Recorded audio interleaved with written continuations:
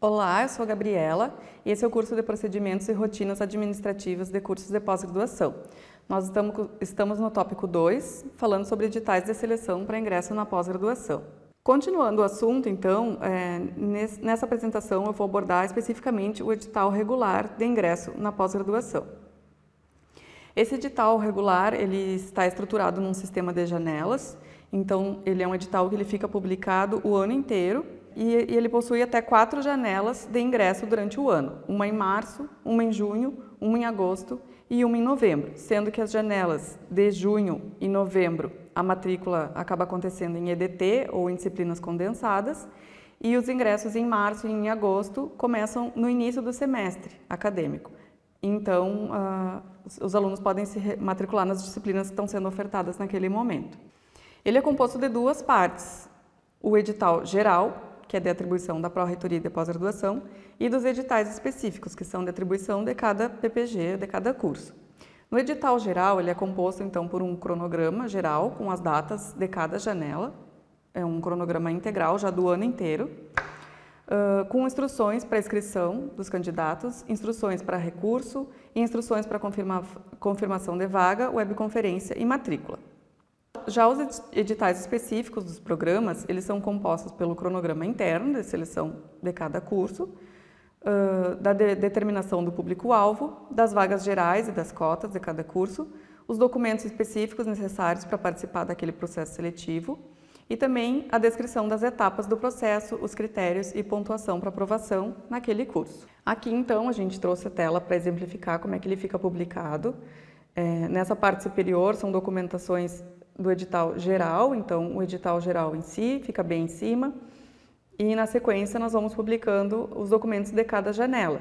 Então aqui, por exemplo, consta o sistema de inscrição da primeira janela, depois a relação dos candidatos inscritos na primeira janela, a relação final desses inscritos, depois a relação dos classificados suplentes da primeira janela e assim por diante. Aqui já aparece o sistema de inscrição da segunda janela e os documentos dessa segunda janela. Agora, enquanto eu estou gravando esse curso, nós estamos nos preparando para lançar as inscrições da terceira janela desse edital. E mais embaixo, então, ficam os editais específicos de cada curso. Nessa primeira coluna ficam os editais específicos, separados por nível, e aqui em cada coluna, então, as vagas e o cronograma ofertado por aquele curso naquela janela. Aqui, por exemplo, doutorado em agronegócios, a gente pode ver que eles ofertaram vagas na primeira janela e na segunda janela não. Não é obrigatório ofertar vagas em todas as janelas, mas é obrigatório ofertar em pelo menos uma janela se o curso quiser ter alunos no ano, né? Bom, as atribuições da PRPGP, então, seriam elaborar as orientações para a seleção dos PPGs, elaborar o cronograma geral, que deve ser seguido por todos os PPGs, fazer o edital geral com as instruções para inscrição, confirmação de vaga, webconferência das cotas e matrícula, fazer a configuração do sistema de inscrição e a página do edital, onde vão ser publicados todos os documentos oficiais, e realizar as publicações oficiais, como notícias, a lista de candidatos isentos, inscritos e classificados e suplentes. Já as atribuições dos PPGs e dos cursos são elaborar o edital específico com o seu cronograma interno, seus documentos específicos, os seus critérios de seleção e classificação e as homologações na comissão de seleção e colegiado. Também indeferir inscrições que não tenham documentos obrigatórios de identificação e titulação, fazer a seleção dos candidatos de acordo com o regulamento do edital, divulgar os gabaritos, se for o caso, e notas de cada etapa, e também avaliar recursos. Aqui a gente colocou como é que se dá o fluxo do processo, então ele é um processo relativamente extenso. Começa então no colegiado do PPG, que vai nomear a comissão de seleção, que nós abordamos no outro vídeo. Essa comissão de seleção, então, vai elaborar o edital específico conforme o regulamento do seu PPG, em conjunto com o colegiado, e a cada janela que decidir participar, ofertar vagas, vai enviar o documento contendo o número de vagas e cronograma de seleção. Também vai encaminhar isso tudo, então, para aprovação do colegiado. Depois, a coordenação do PPG vai encaminhar esse edital e a ata da sua aprovação para o nosso núcleo, Núcleo de Seleção e Bolsas, através do PEN, Processo Digital de Seleção de Pós-Graduação. Lá na PRPGP, então, nós vamos elaborar o edital geral, encaminhar para a Procuradoria Jurídica para aprovação, Vamos revisar os editais específicos se estão em conformidade com as normativas do edital geral. Vamos elaborar o sistema de inscrição e a publicação do edital na sua página oficial e também a relação de candidatos que realizaram a inscrição. Posteriormente, esse processo volta para a comissão de seleção para a realização do processo seletivo, indeferimento de inscrições sem documentos obrigatórios, para ser feita a publicação dos resultados a cada etapa, a análise de pedidos de reconsideração, a homologação do resultado final e a classificação dos candidatos no sistema. Voltando ao núcleo de seleção e bolsas, nós vamos conferir se os classificados estão de acordo com o número e o formato de vagas ofertadas. Então, se foi ofertado vaga por orientador, quantas vagas foram ofertadas, se está certo o número de candidatos classificados para o número de vagas que foram ofertadas para aquele orientador. Nós fazemos toda essa conferência e fazemos a publicação oficial dos classificados. Posteriormente, então, o colegiado do PPG vai analisar os recursos, se houver, e vai encaminhar as alterações do resultado, se houver recursos que tenham alterado o resultado final. E o nosso núcleo vai divulgar a lista final de classificados e suplentes, e o núcleo de controle acadêmico da pós-graduação vai configurar o sistema para confirmação de vaga e gerenciar as comissões de confirmação de vaga na pós-graduação. Mais a fundo, então, sobre o edital específico de cada curso, o que ele precisa ter para ser um bom edital. Precisam ser observados os atributos da redação oficial, como clareza e precisão, objetividade, concisão, coesão e coerência, formalidade, padronização e impessoalidade. Nós fazemos essa revisão no núcleo de seleção e bolsas de todos esses critérios. Também precisam ser observados os princípios básicos da administração pública, como a legalidade, ou seja, só pode ser feito o que consta no edital de seleção, ele é a lei do processo seletivo. O princípio de impessoalidade, que nenhuma ação pode prejudicar ou beneficiar pessoas determinadas. Princípio de moralidade, então o processo seletivo ele tem que ser conduzido com ética, probidade, decoro e boa-fé. O princípio da publicidade, que diz que temos que dar ampla divulgação para os processos seletivos, tornar público. Princípio de eficiência, então, que é atender à necessidade pública, a objetividade, a clareza e a precisão. A razoabilidade e proporcionalidade, então, que diz que devemos adequar entre meios e fins e não desclassificação por motivos torpes, por exemplo, que não seja razoável, ou uma desclassificação desproporcional. E também o princípio do contraditório e da ampla defesa, que é ilustrado no edital, então, por exemplo, com os prazos para recurso. Nós temos uma página de serviço específica sobre a abertura de processo seletivo para ingresso na pós-graduação.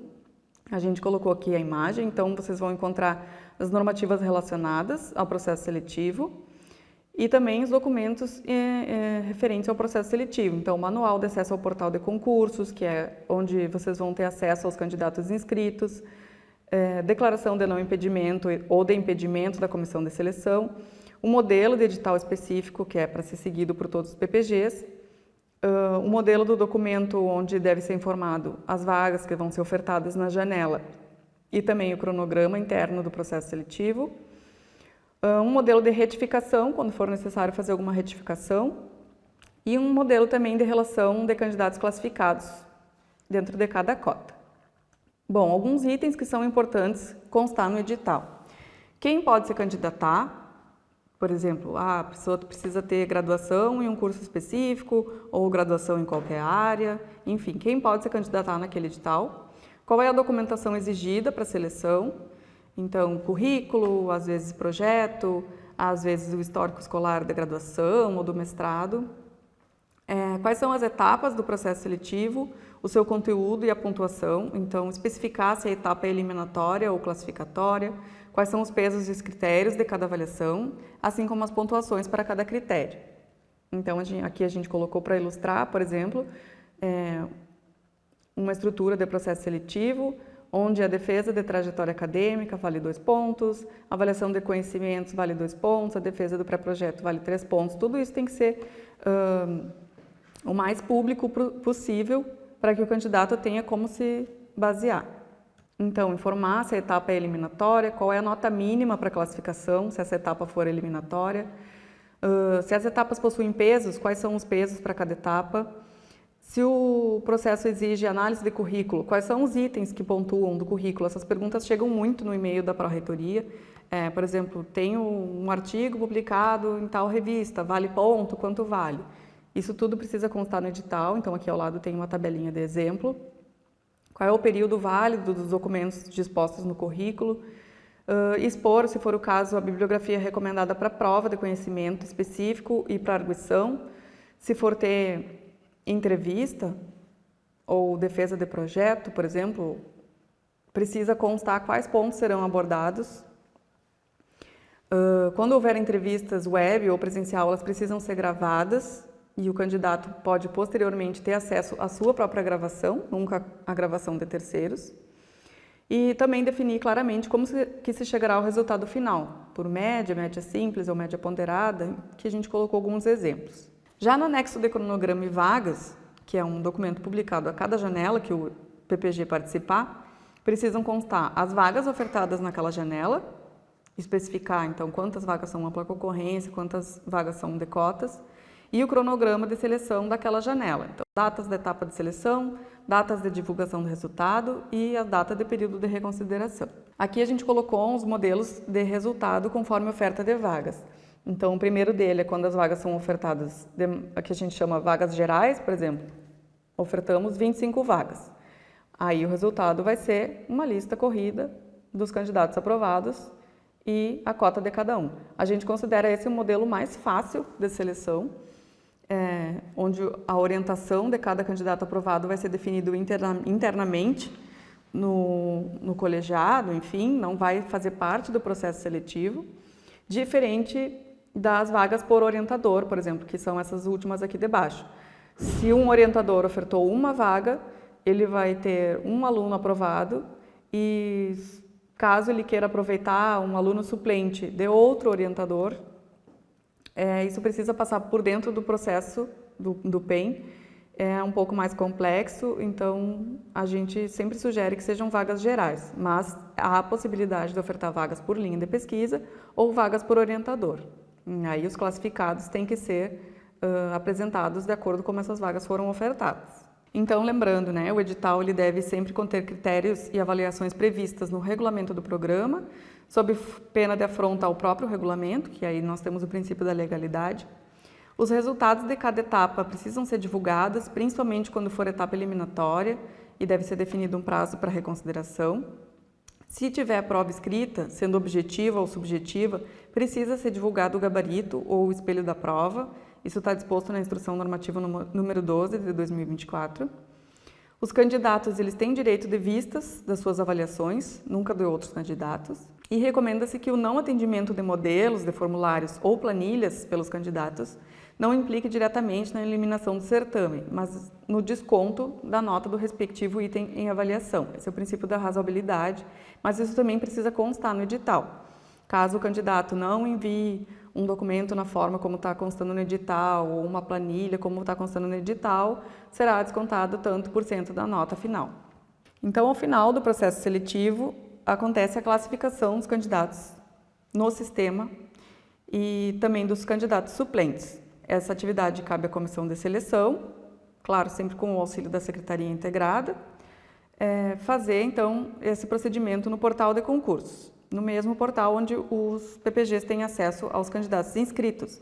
Essa é uma operação fundamental. Sem essa atividade, os candidatos classificados não vão conseguir fazer a confirmação de vaga.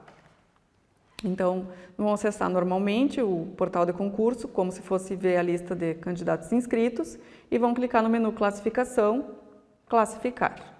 Precisa informar a nota final de cada candidato, mesmo que ele já tenha sido eliminado ou não, e selecionar a situação aqui do lado, se o candidato é classificado, se é suplente. Hoje em dia não consta mais suplente, é apto à lista de espera, o sistema foi atualizado, ou não classificado. E uma informação importante, se tiver alguma alteração após os recursos, tem que fazer essa alteração no sistema também. Sobre a chamada de suplentes. A chamada de suplentes acontece à medida em que alguma vaga não for ocupada, esses suplentes são chamados automaticamente. Então, se tinha só uma vaga e 2 candidatos aprovados, Se o primeiro não classificou a vaga, o suplente, né, ele é convocado automaticamente. Isso em caso de suplente oficial. Existe uma outra opção, que é o remanejo de candidato suplente para alguma vaga não preenchida. Então, isso acontece no caso de vagas ofertadas por linha de pesquisa ou por orientador. Então, digamos que um orientador ofertou uma vaga e não teve candidato inscrito ou não teve candidato classificado, mas um outro professor tem um candidato suplente. Esse professor que não teve sua vaga preenchida pode solicitar o remanejamento, então o reaproveitamento daquele candidato suplente para sua vaga que não foi preenchida. Esse procedimento precisa de um memorando dentro do edital, do processo do edital, solicitando então o remanejo do candidato suplente da linha de pesquisa ou do orientador tal para aquela linha de pesquisa ou orientador que não teve sua vaga preenchida. Também precisa da concordância do candidato e, se a vaga for por orientador, precisa também da concordância do orientador em receber aquele candidato suplente. Então, agradeço a atenção. Qualquer dúvida, nós estamos à disposição pelo e-mail editais.cpg@ufsm.br.